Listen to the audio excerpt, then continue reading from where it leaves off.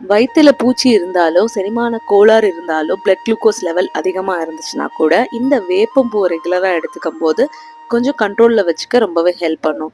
So இந்த வேப்பம்பூவ at least weekly once எடுத்துக்க try பண்ணுங்க. இந்த வேப்பம்பூவ வச்சு ஒரு ஈஸியான துவையல் எப்படி செய்றதுன்னு பார்ப்போமா? இது செய்றதுக்கு முதல்ல கடாயில ஒரு 3 டீஸ்பூன் நல்லெண்ணெய், ஒரு 3 டீஸ்பூன் உளுத்தம்பருப்பு, 2 டீஸ்பூன் கடலைப்பருப்பு சேர்த்துட்டு, லைட்டா வதக்கிட்டு, உடனேவே ஒரு 3 டீஸ்பூன் வேப்பம்பூ சேர்த்துருக்கேன். நான் ஃப்ரெஷ்ஷா சேர்த்துருக்கேன்.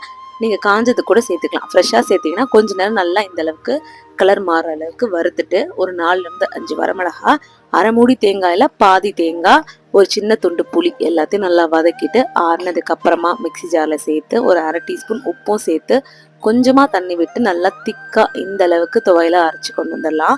இதுக்கு தாளிப்பு தேவையில்லை, வேணும்னா நீங்க தாளிச்சு சேர்த்துக்கலாம்.